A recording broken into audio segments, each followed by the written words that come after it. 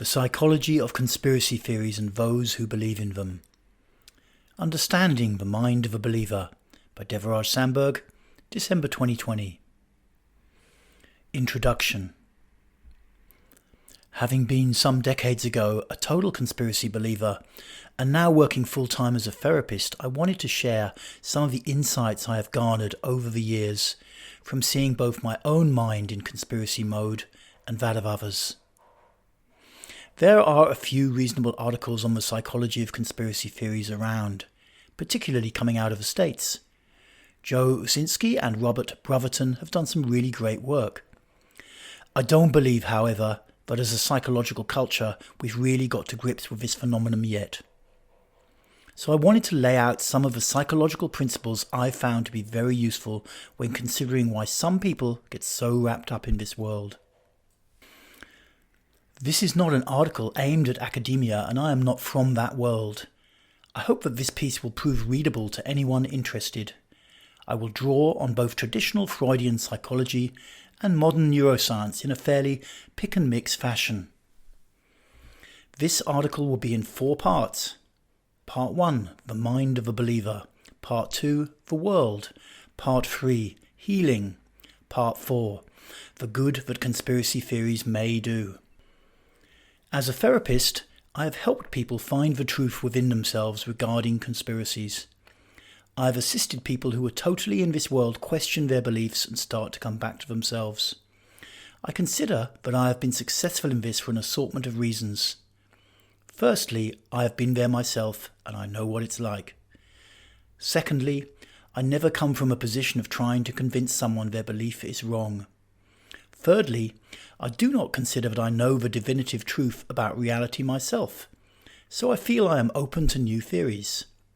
Finally, people who come to me are likely open at least slightly to the proposition that they may have gone off somewhere and need to come back. So I have a head start as a therapist here. If you have loved ones in the conspiracy world, I hope you will find this piece useful. If you are immersed in this world, I hope you will find this piece useful. If you're just fascinated by conspiracy theories, I hope the same. If you believe you know the definitive truth, then good luck to you. Okay, let's get to it. I am going to carve a path out from the world of psychology towards the world of conspiracy, and we shall see who is willing to walk towards me from the other side. Part 1. The Mind of a Believer. My life in the world of conspiracies. In the late 1990s, someone passed me a copy of David Icke's And the Truth Shall Set You Free. Looking back, this moment marked a huge turning point in my life. I am deeply grateful for it and to Mr. Icke for writing that book. He laid out in clear language an alternative version of modern world history in a manner I found utterly compelling. It all made sense to me. An evil cult had humanity in its grasp, and they wanted to suck everyone into their final evil plan. Total control over the whole world. The creation of a prison planet. Over the course of a couple of weeks, I felt the whole of human history being rewritten inside my brain. It was like shedding a skin I didn't know I had. In his book, Icke provided a meta-narrative, a view from above. Seemingly separate events, World Wars I and II, the Wall Street crash, the Bretton Woods Agreement, the Vietnam War, the Club of Rome were all tied together in a manner that made it seem ridiculous that they could ever have been considered unconnected. My brain was on fire. Even though I had never previously been much interested in history, suddenly I was enraptured by the 21st century. How could we all have been so stupid as to not connect the dots? From every angle, it just seemed totally clear that we were all being bit by bit manipulated into some psychopath's control fantasy. A world where personal freedom would be unknown. A world where the individual would have no chance. A world of pure top-down control. It was a huge awakening, and as I shed the skin of history, so I simultaneously began to experience the huge potential I was. I saw how I had put myself in a tight little box many years before. I had chosen inside to just grudgingly endure whatever life threw my way, occasionally granting myself relief with alcohol and drugs. Now, even though I couldn't really care less about history or indeed humanity, Icke's book was somehow setting me free. After a few weeks, and with this secret knowledge now grounded in me, I knew one thing. I must tell others. I must seek out fellow believers and also demand that non-believers listen to my truth. None shall be spared. All must get it and wake up before it was too late. Personal computers and the internet were new things in those days, but I had access. I had an old desktop running Windows 95, and it soon became my best friend. Conspiracy groups were becoming rife on Yahoo forums, and I jumped right in. In my friendships, I spared no one too. I would send copies of Icke's book to anyone I thought might be amenable. I would steer conversations with friends towards 20th century history and proceed to launch into lengthy diatribes about how we'd all been fooled. People soon learned to keep clear of certain topics around me. I began to use my latent literary skills to write my own conspiracy material. The internal pressure that I felt pushing me deeper into the world of conspiracies maintained itself for the next couple of years. I felt my being flooded with a latent anger that coursed through my veins, apparently the result of my realization of how we'd all been conned. I wrote material. I drove some people away. Most of my friends at that time were anyway drug and alcohol acquaintances. Then slowly things began to change. One thing was that I actually began to notice a palpable sensation in my head whenever I was really getting on it with people about conspiracies. Like some unconscious part of me was getting my attention and saying, hey, look. When I didn't get on it quite so hard but rather remained more centered, the sensation didn't happen. In addition, I found myself strongly questioning just why I was spending so much of my time online in the world of conspiracies. Had I formerly been really interested in history? Or in humanity? If I was honest, I knew the answer was no. Realizing this, I began to ponder about what it was that was actually motivating my behavior. My growing realization that my life didn't have to be simply endured and blotted out with substances gradually led me into therapy workshops and a new circle of friends. I started to resolve some of the myriad issues I was carrying around from childhood. I began to realize that actually I could take more control of my life and make it more successful and more nourishing. I realized that I didn't have to be a victim. I began to drop some of my druggy and criminal friends and hang out with people less in the grip of low self-esteem. Over time, the level of conviction I felt that we were all being lured into some evil trap began to be challenged from within. I saw that the emerging world of the new millennium was not all bad. Technology was also bringing good stuff. Why was there now so much information freely available if the great plot was to imprison everyone? Why was it becoming possible for people from all walks of life to step up and find new enriching lives for themselves if we were supposed to be building a prison planet? As the 2000s continued, bit by bit I felt my allegiance to the conspiracy scene dissolve away until it remained only in the very background. I began a new life for myself as a therapist. I repeatedly took the challenge of letting go of my past and stepping into the new. However, although I shifted the whole conspiracy scene from the front to the back of my mind, I was aware of certain changes that had taken place within me and that remained. Firstly, even though I hadn't previously been aware that my vision of world history was a big part of my psyche, I realized that this was actually the case when it was so deeply challenged. Although I was now letting go of conspiracy theories, nevertheless my mind was a great deal more open than it had been. I felt as though I'd been through a bizarre kind of rite de passage ritual. Ostensibly it was about conspiracies, but on a deeper level this material merely facilitated a letting go of a vision of the world that had kept my mind in a box. This was similar to my first experiences with psychoactive substances back in my late teens. Secondly, as with drug experiences, I had become more aware of just how controlled the culture I'd been brought up in was. The education establishment and the mass media literally ran the show. I realized that, in all likelihood, many millions of people had never in their lives had a single thought that wasn't simply planted there, one way or another, by education or the media. It was staggering. Thirdly, I was much more tuned into the way in which shifts in culture were invariably ushered in by the mass media. Although I had now dropped many of David Icke's other ideas, his notion of problem-reaction solution still resonated with me. Whenever there was an unpopular policy that a country or culture needed to implement, it was invariably done via this mechanism. You simply made it the solution, found a problem, and then used the reaction to bring it in. For example, if you wished, say, to introduce far more widespread surveillance of citizens, then simply announcing that you were going to do this would not go down well. People would be concerned. Civil rights groups would be up in arms, and the underlying authoritarian nature of the government would be exposed. Much better to find something that wider surveillance would be a solution to, say street crime, and engineer the outcome you wish. Thus, the media would find cases of street crime and publicise them considerably, creating an uproar and getting citizens to demand that the government take action. At that point, a government minister would announce the action, which of course was that planned all along, more surveillance. Thus, although I ceased to feel an inner tug to believe in conspiracies, I nevertheless considered that it had both opened my mind and changed how I saw reality. Doing therapy for most of the 2000s, I came to further unravel the psychological underpinnings of my time in the conspiracy scene. Working as a therapist during the 2010s, I got to see how certain threads of childhood experience were frequently present in many conspiracy believers. Trust in authority.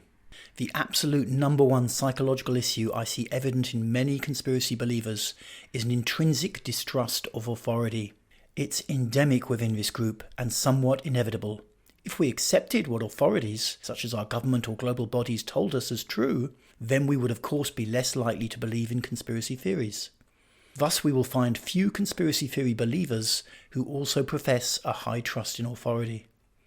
How much we trust authority is largely determined by the conditions of our childhood, and particularly the relationship we had with our father or other caregiver fulfilling a similar role. Our DNA preconditions us to expect our father to be a certain way. We expect him to curb our more extreme behaviours, and to at times lay down the law, but in a firm but loving way. We expect him to support our growth into adulthood by giving us clear boundaries that support our development. We are small and we know that we cannot fight back against his rule, but if we perceive him as using his natural authority wisely, then we will generally comply and will come to love him. People who had such a relationship with their fathers as kids rarely exhibit many issues with authority as adults. When, however, the father is not adequately present, or when he admonishes us without showing us love or care, we may develop the belief that authority is simply wrong. We may go along with his rules on the surface, behaving compliantly, but on the inside we secretly resolve that he will never get us. We will remain free and not bound by his uncaring will. We develop a deep instinctive distrust of authority, but on the outside behave compliantly. Until, that is, a sudden shift in the way power is manifested in our world takes place and our unresolved issues with authority come right to the surface. The emergence onto the world scene of COVID-19 created a situation where everyone was being told to be rapidly compliant to new rules. If we didn't lock ourselves down, if we didn't wear masks, then we were told that everyone would suffer. This event inevitably provided a huge trigger for anyone suppressing childhood issues with authority.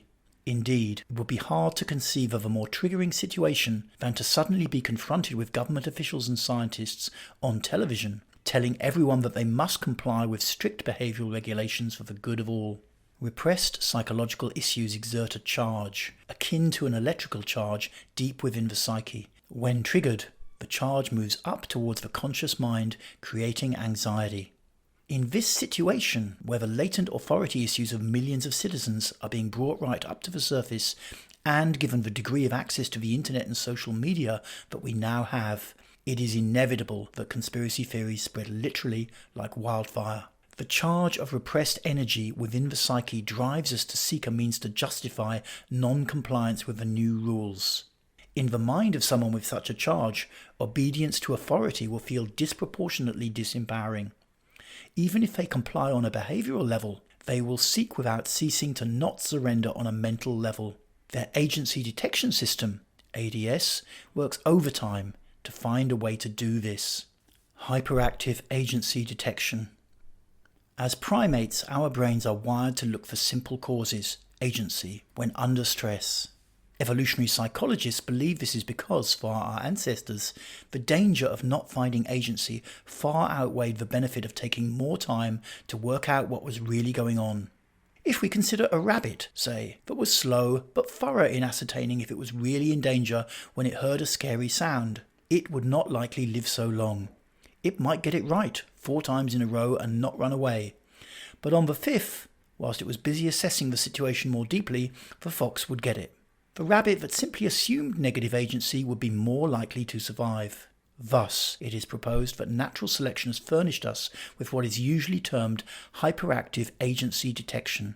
Whenever our sympathetic nervous system, or fight or flight response, is triggered, our agency detection facility assumes that a single simple danger is present. More complex dangers are not something that it has evolved to consider. Thus, for someone with unresolved authority issues who has been triggered by outside circumstances, they are acutely vulnerable to finding the simplest explanation possible that avoids them having to deal with what is really going on for them emotionally. This is usually a theory that claims it is all caused by one bad guy, or if a one bad guy theory is really not tenable, then a small group of bad guys, a cabal or cult.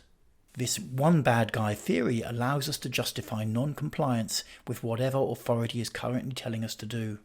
For someone with a high level of unresolved authority issues, to submit to authority would feel like a total loss of their own power.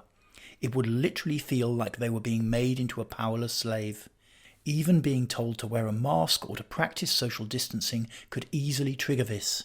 They would doubt that, having lost their sense of personal power in this way, it could ever return. Thus, they will resist compliance with all their might because as children, they simply had insufficient experience of the value of good authority. They never surrendered and came back to realize it was okay. Once we understand the huge significance of this, we're a long way down the road to understanding why some people find conspiracy theories so utterly compelling and others not. Having little or no positive experience of authority as children leaves us terrified of losing our own sense of agency, and thus utterly vulnerable to believing conspiracy theories. Before continuing, I would like to point out that simply having a bad experience of authority as a child may not be the only way we can develop issues with authority as adults. It is also possible that some people may be genetically predisposed to issues with authority, but I'm unaware of any research here. Bolstering up the theory.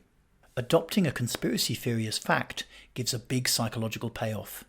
It provides a justification for non-compliance, either physically or mentally, with authority in the outside world.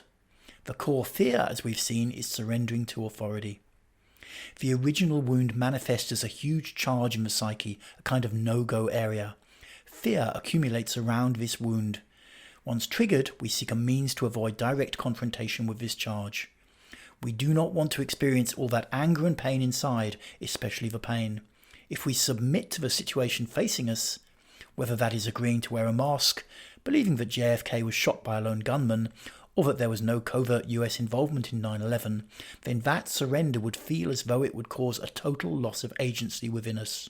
It would feel like surrendering to the harsh or absent authority of our childhood with no hope of return. Thus, our mind seeks urgently for a way to justify non-compliance. Once it has found and adopted a conspiracy theory to fulfill this unconscious psychological need, what it will next do is to seek to bolster up this position. This typically takes place in 2 ways. Firstly, we seek out further conspiracy material that offers a wider context in which to ground our primary belief. This might take the form of a theory of overarching control. An example of this would be the notion of a powerful cult or cabal with tendrils everywhere, who have been seeking to enslave humanity for aeons. It might also take the form of related conspiracy theories that come together to create a web-like alternative history of the world in the mind of a believer. The tendency of the mind to be attracted to material that reinforces pre-existing beliefs is often referred to as confirmation bias. Secondly, we will usually also seek co-believers, those who share our belief in conspiracy theories. This could take the form of going online and sharing about the latest theories or updates to existing ones. It also often takes the form of trying to recruit others to our viewpoint. Meeting people in person or online, we may make a slightly edgy comment to see if they bite, to see if they perhaps share our beliefs or concerns. If they respond sympathetically, then we know we have a co-believer. These means of bolstering up our sense of rightness in our belief act psychologically to keep repressed feelings down, to keep the charge beneath the surface. The payoff for the underachiever. A common aspect of the more overarching conspiracy theory is the notion that if we could just get rid of the bad guys, then life would be spontaneously wonderful. The idea is that the overarching control group, the cult or cabal, are holding everyone down, suppressing their natural development so that they can maintain their position of power. Personally, if I look at society, I would agree that there is a great deal more that could be done to lift people up and support their development. However, the fact that this isn't happening does not necessarily infer the existence of an overarching conspiracy. But if a conspiracy theory is presented to an underachiever who also has authority issues, now it can have a double whammy effect. Not only does the theory explain why society is apparently being driven towards deeper levels of social control, but it also explains why that individual has never made much of their life. It's not their fault. It's all the fault of the evil cabal. If those guys were gone, then they would, of course, have a successful and productive life. Without delving too deeply into the psychology of motivation and success, something I also write about, it's enough to say that this is largely fantasy. Yes, society could do more to educate us about success and obtaining meaning from life, considerably more, but we still have to do it. And simply blaming an externality merely reinforces our own state of victimhood. Having an outside agency to blame is simply a way to not take more responsibility for our own lives. The challenger at the dinner table. Reading a recent article on conspiracy theories, I was struck by the image the author presented of the slightly weird uncle who starts talking about conspiracy theories during Thanksgiving dinner. Yes, I know this character and have been him myself, though not whilst in uncle role. Something that is characteristic of a conspiracy theorist is that they will often seek to challenge the opinions of non-believers during social gatherings. Socializing with friends, they steer the conversation round to 9/11, JFK, COVID or their favourite theory and proceed to tell everyone all about it. They take on challengers to their theory and the whole conversation frequently ends up feeling hijacked by one person. It is still not clear for me exactly what the psychological roots of this behaviour are. I do perceive a few elements though. A need to demonstrate uniqueness. A desire to challenge the perceived authority figures in the room. On a deeper level, there may even be a desire to be challenged back and to finally capitulate to the feelings repressed inside. The need to feel unique and the protection of inner space. Another well-recorded aspect of a conspiracy theory believer is a need to sense themselves as unique. However they behaved towards authority physically throughout their childhood, whether they fought back or they submitted, at a mental level they will invariably have fought, though perhaps only in their inner world, either because of the way that authority manifested in their life, or because of some pre-existing personality trait they simply did not trust authority to much depth. Along with this lack of trust comes a deep need to sense oneself as unique. Their resistance to authority at a mental level is resistance to a perceived invasion of their inner space. What they believe they are protecting in their inner space is their uniqueness, their essence. When suddenly triggered by a confrontation with authority, they will protect their inner space by refusing to obey and by seeking ways to assert their uniqueness. The aspect of their inner space that they seek to protect is that experienced in surrender. Because as children, for whatever reason, they did not trust authority enough to surrender, they have not experienced what it is like. They do not know what it is like to fall and be caught, to let go and be held. The need to regularly project themselves as unique is born out of this fear of surrender. Part 2. The world. What is real anyway? The notion of there existing a real world is critical to society. Finally, if we don't broadly conform to some form of consensual reality, then we will not get our needs met. We might realistically assert that the world of our senses, that we all share with one another, is real, or at least appears to be the same to the majority of us. However, can we say the same about how we each interpret this world, or about what actually happened in the past? Is the world of our interpretations really as fixed as the world of our senses appears to be? I submit that it is not. We each have built our own inner models of how to interpret what is going on around us. We each live in our own world. Education practices and mass media have, in reality, given each culture a sufficiently uniform vision of how the world is to allow the average citizen to at least have a realistic go at getting his or her needs met. However, the huge conformity in how most Westerners, for example, interpret the world does not mean that it really is so uniform. Rather, this has been created simply through so many of us being immersed in the same educational and ongoing news media. At the age of 22, I dropped out of society. I lived on sofas, on the streets, and then in squats. I wanted to see what life was like outside of what I intuitively felt to be a very closed vision of it that most of my peers seemed to ascribe to. I came into contact with the brutal street-level hierarchies that existed in 80s London for the underclasses. I was a punk. I got involved in crime. I was a protester. I got involved in alternative politics. In my 30s, I became a devotee of conspiracy theories and later involved in therapy and spirituality. My notion of reality was constantly tested throughout this time, no more so than in my time around the conspiracy scene. One thing that I came clearly to see was that the word culture truly did come from the word cult in more ways than one. All societies, all cultures are cult-like. They are a gathering together of people in a shared vision of reality and how life should be. The belief that the society you are in is normal and that other societies are weird, bad, or cults is finally nothing more than one aspect of belonging to any one society. We usually protect our culture from invasion, and part of this is by viewing alternatives pejoratively. In a more enlightened world, perhaps, people could try out different societies or cultures and simply choose the one that worked best for them, or take each as a learning, a way to develop experience. One consequence of this enclosed cult-like aspect of all societies is that just as we share hopes, dreams and visions of the future, so we also share fears.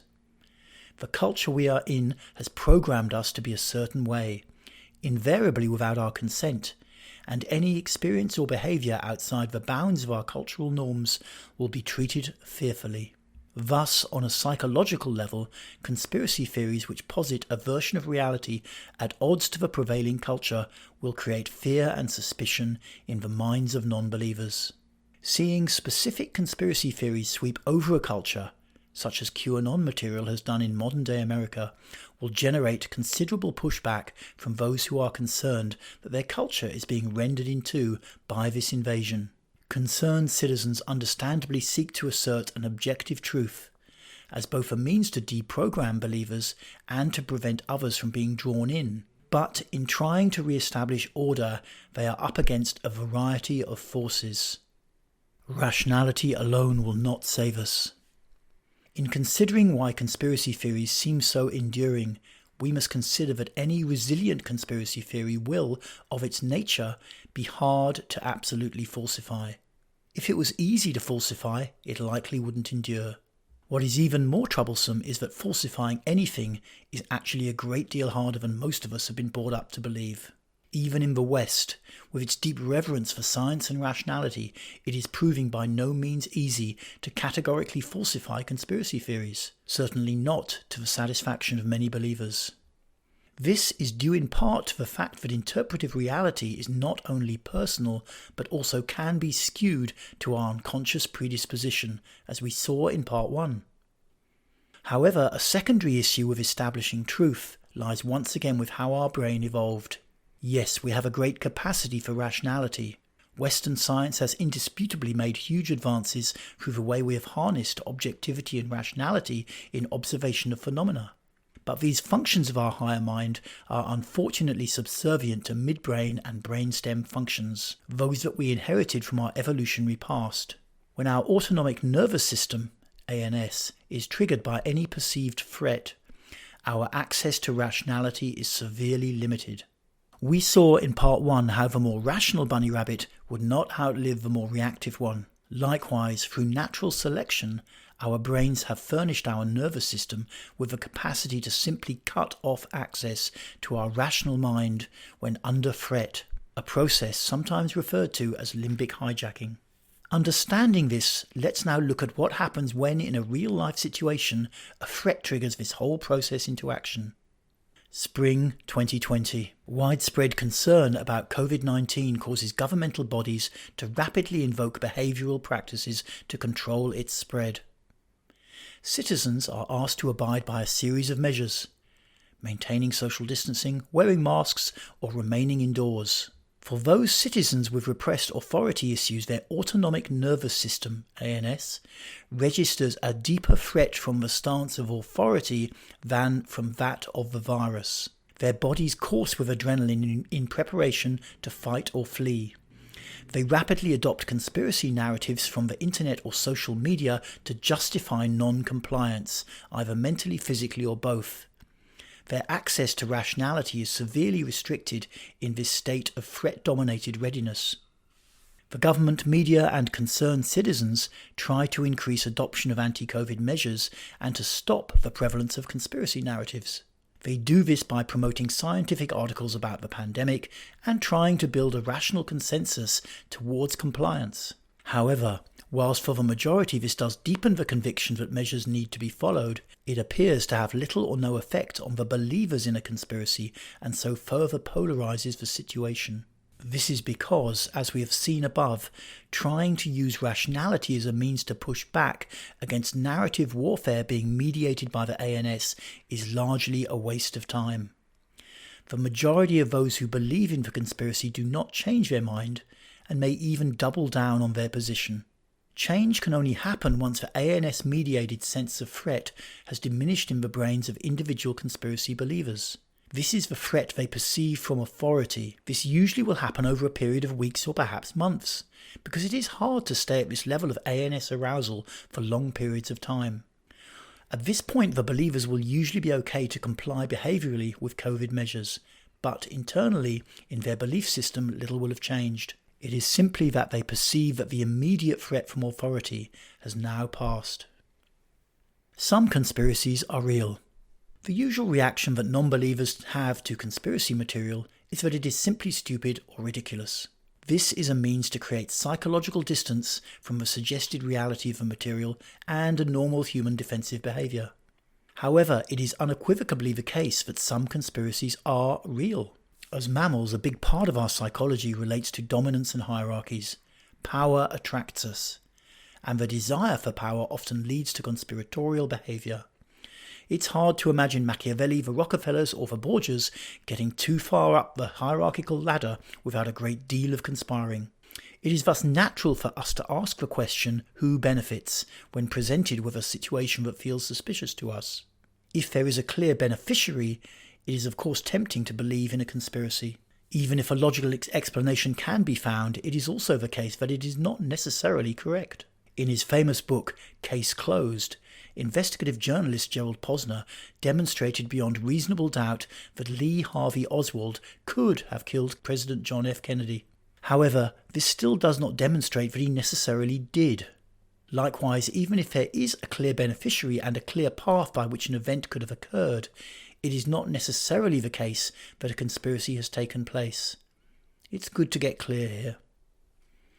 Before closing this chapter, I would like to reiterate that all societies, all cultures are cult-like, in that they are closed-in worlds that large numbers of people inhabit. They only don't appear that way when we've become so wrapped up in one that we have lost much of a sense that things could be different. When we don't have a point from which to observe our own culture objectively, we inevitably react defensively to anything outside of it. This reactivity is inevitable, but it can also considerably hamper that culture's means to heal itself and to develop. We tend to use the word weird when actually different might be a lot more useful. Part 3. Healing. I wanted to write something about how one might go about healing family situations or friendships that have been torn apart by conspiracy beliefs. The distress non-believing family members and friends usually feel is often doubled in intensity by this specific type of situation. Firstly, we feel the loss of connection with the person, who may now spend much of their day on the internet absorbed in conspiracy material. They seem to have entered their own private world. They may also be openly critical of us or others, or simply avoiding even getting into a discussion with us. Secondly, the world they are getting wrapped up in may appear deeply weird and scary to us. We may find ourselves doubly triggered by the loss of connection and by the sense that some unseen scary force has taken possession of our friend or loved one. What we will see is that it is this sense of fear surrounding conspiracy theories, whilst entirely natural, that greatly exacerbates not only the sense of disconnection, but also the difficulties in creating healing. Offer connection rather than opposition. If you are concerned about a family member, relative or friend who has fallen into the world of conspiracy theories and you wish to reach out to them, there is one question you are going to have to ask yourself before you begin. Am I trying to create a connection with this person, or am I seeking to assert my version of reality upon them? This can be a deep question, and it may not be simple to answer. You may sincerely wish to have this person back in your life as they were before, but you may also be highly triggered by conspiracy material and feel your own mind simply pushing it away through fear. If this is you, then you need to decide whether you want connection on its own terms, or whether you also need the other to share the same beliefs as you. If it's the latter, in my experience, you are unlikely to get far recreating this connection. This does not mean that you need to become a conspiracy theorist in order to reconnect, but it will require you to realize that simply trying to be rational may not get far. I mention this because what most concerned relatives do is to try and offer evidence that demonstrates that the conspiracy theory is not correct. They build up from science or history what they believe will be an overwhelming case for their perspective and then present it to the person. This rarely has any positive effect whatsoever and often makes things worse.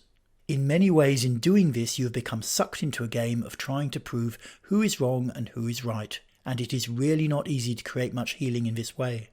What is invariably a better approach is to just go for the connection in a structured manner.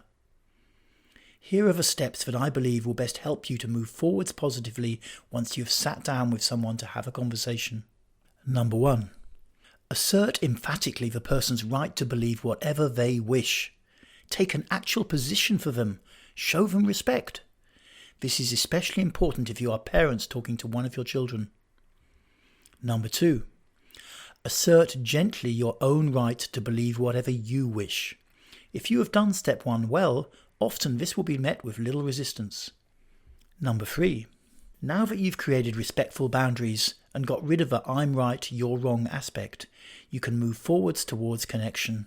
Open your heart and say how you've been missing the person. Do not go into the conspiracy material.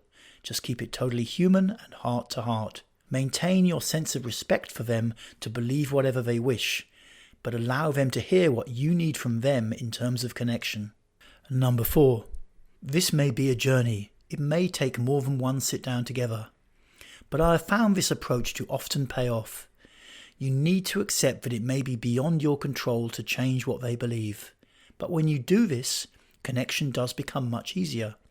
And paradoxically, the chances of them slackening off on their conspiracy beliefs actually increases. Number 5. If your attempt to create respectful boundaries around your belief systems is not working, you may have to gently pull back for a while. Where the person is at may include them experiencing a need to convince you of the truth. If you feel this is happening during your sit-down, do not get sucked into a fight. Simply keep your heart open, explain that you don't wish to continue at this point, and withdraw. Stay in the higher ground of seeking connection rather than trying to assert whose story is right. Over time, I believe this approach will work, even with die-hard conspiracy theorists. Keep coming back to standing up for mutual respect, and it will work out.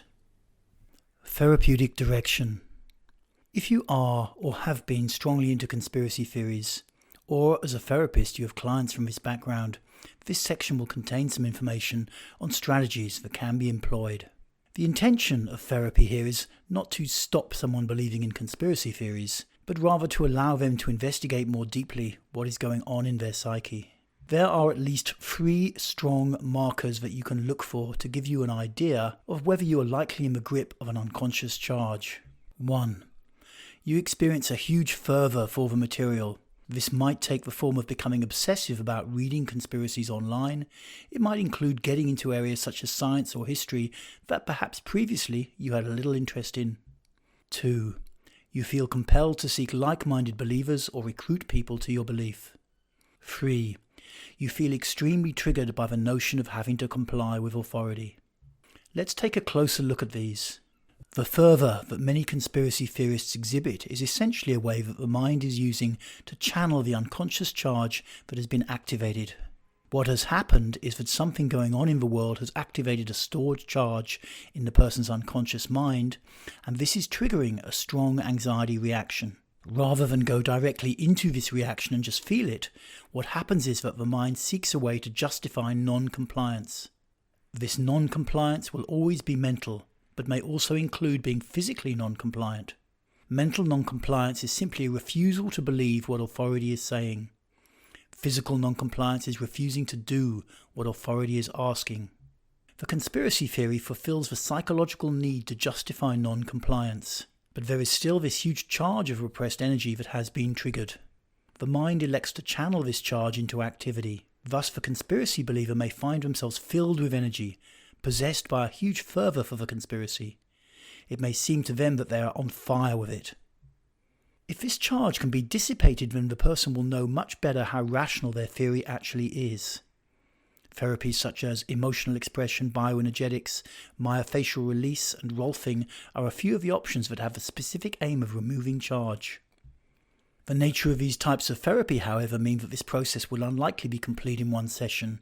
There has to be an actual physical release of what therapists usually call holding patterns, and this does take time. But whilst it might take some months or even years to liberate and integrate all of the stored charge, once some has gone, the individual will usually begin to become more suspicious of their reasons for adopting conspiracy beliefs. Once the charge has been significantly released, the person will be able to more rationally evaluate the conspiracy material. This does not mean that they will necessarily become compliant. They may rationally evaluate it and conclude that it is valid. But it will mean that their mind now no longer has an unconscious need to invest in a theory. They can be open to a range of alternative possibilities and rationally evaluate each one. Dispelling the charge of repressed energy from the unconscious will also release the need to recruit others to one's belief, or to spend hours reading more and more conspiracy material. These behaviours serve merely to bolster the original story. In addition to the approach of releasing charge, individuals can also work on any issues they have with trusting authority. There are specific confrontational therapeutic structures that allow someone to become more relaxed and trusting of authority. It can also be really useful to simply have someone to talk to about your relationship with authority as a child and now. Complying with authority is finally triggering for pretty much anyone in my experience. Ultimately, we will need to feel actual love for the authority to fully comply at a mental level in our beliefs. But there are degrees here. If you recognise that you have a high level of triggering from being asked to comply with simple requests, then it will be good to investigate more your relationship with authority. What governments can do. For most people these days, their government is the highest perceived authority that plays an active role in their life. When considering the events of modern history which have provoked the most adoption of conspiracy narratives, the assassination of JFK, 9/11 and COVID-19, the role of government has been critical. Finally, the job of government is not to pander to conspiracy theorists, but to seek to investigate and assert the truth of a situation in as transparent a manner as possible. They are the great authority figure who finally we all need to come to terms with, and it is not appropriate in my opinion for them to overly soften their role or their stance. However, this said, being in this role of high authority also confers a level of healing agency upon government too. Without pandering to conspiracy theorists, they also can use this paternal power in a wise manner that may help the situation. Prior to the emergence of COVID-19 in 2020, the event which likely triggered the most conspiracy material in recent history was the destruction of the Twin Towers of the New York World Trade Center in 2001, an event now generally known as 9/11. Sometime in the wake of that disaster and the wealth of conspiracy material it generated, I took note of something very interesting that I saw happen. Within a few years of 2001, it was clear that many Americans were deeply distrustful of the official version of events. Conspiracy theory videos such as Loose Change or Zeitgeist topped the viewings list on internet video sites like Google Video or YouTube. Content creators making badly edited videos in their bedrooms on laptops were actually getting as much exposure as mainstream media news broadcasts. As the years passed, it seemed that, instead of dying down, the fervour for conspiracy theories about 9/11 was actually increasing. Most theories centred around claims that the impact from the hijacked airliners could not have caused the World Trade Center buildings WTC-1, WTC-2 and especially WTC-7 to have collapsed in the way they did. The alternative theory was that those buildings were subject to controlled demolition through explosive charges having been preset within them. Midway through the 2000s, the US National Institute of Standards and Technology, NIST, published its report on the 9/11 disaster, looking in detail at how and why the buildings collapsed in the way they did. Highly recognised physicists, metallurgists and construction experts all weighed in with their views. What I found particularly interesting from a psychological angle was the way that the NIST report did give time to addressing the leading conspiracy theories. It actually went into them and provided counter-evidence to the claims.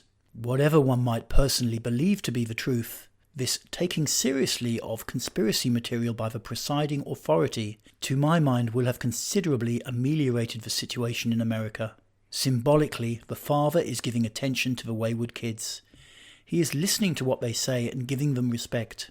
Regardless of what the father finally says to be the truth, this is an act of healing. Authority is behaving respectfully, and this will release some of the psychological charge that accumulated through this not happening adequately in childhood. I don't know of any evidence as to whether the publication of the NIST report did cause 9/11 conspiracy theories to die down, but I would be personally willing to bet that this was the case. Part 4. The good that conspiracy theories may do. In writing this article, I consider that I have been pretty heavy on those who uphold conspiracy theories. I have not delved deeply into the mind of a conspiracy skeptic, the person who staunchly denies all conspiracies. This person most definitely also exists and, in my experience, frequently has their own psychological bias driven by childhood experience. Instead of going into that, to conclude this article, what I would like to do is to speculate a little on how conspiracy theories may actually fulfill certain useful functions in our world. How cultures reap what they sow.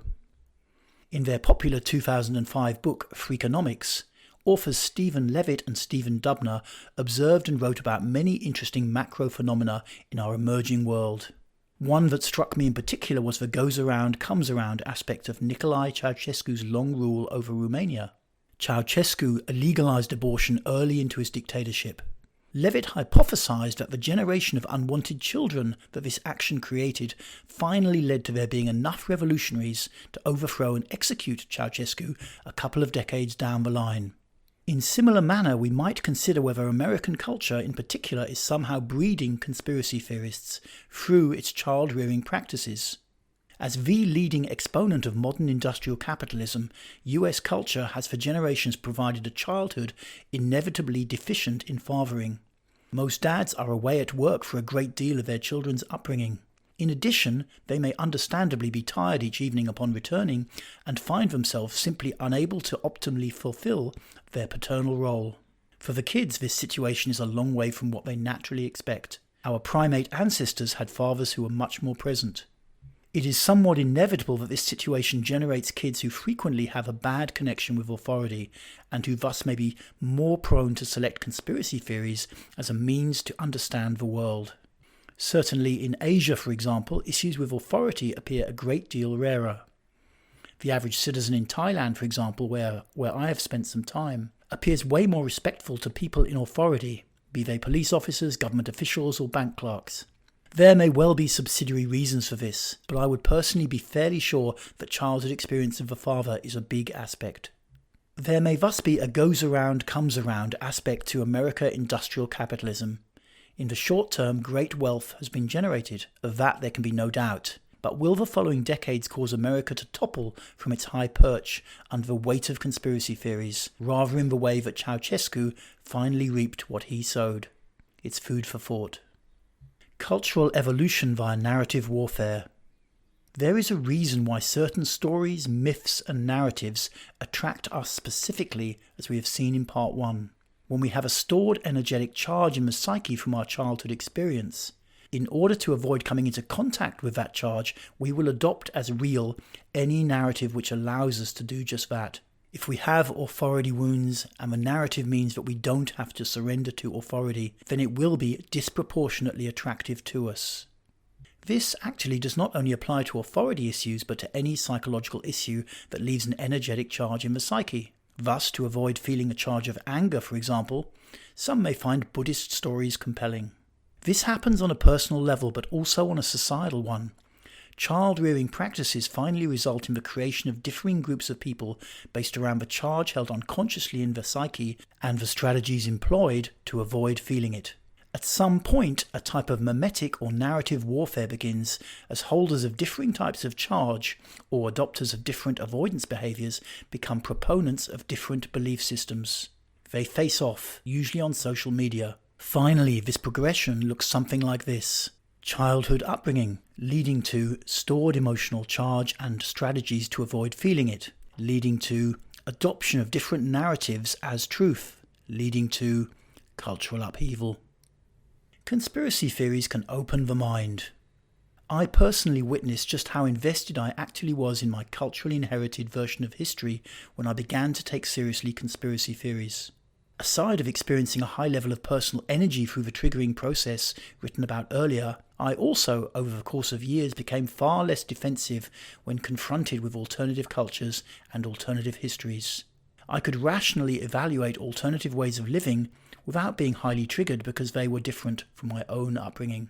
Without being aware of it, being brought up in 60s and 70s Britain had heavily indoctrinated me to be a Brit and had given me a simple vision of the world. I was so much in it that, even though I didn't fit in very well, it didn't really occur to me that my way of going through life might not be the only option. I just assumed that it was my fault that my life appeared substandard and dropped out. Many people I have spoken to from alternative scenes in the West have had their time around the conspiracy scene. Most of those that came out do relate how expanded they finally were by the experience. Like taking psychedelic substances, I do often feel that people who have simply followed the path that their culture laid out for them have missed out on life. There is an inner tension and usually a reliance on culturally sanctioned strategies such as tobacco, alcohol, blaming and complaining. You have to be willing to come a little way off the narrow track in order to develop.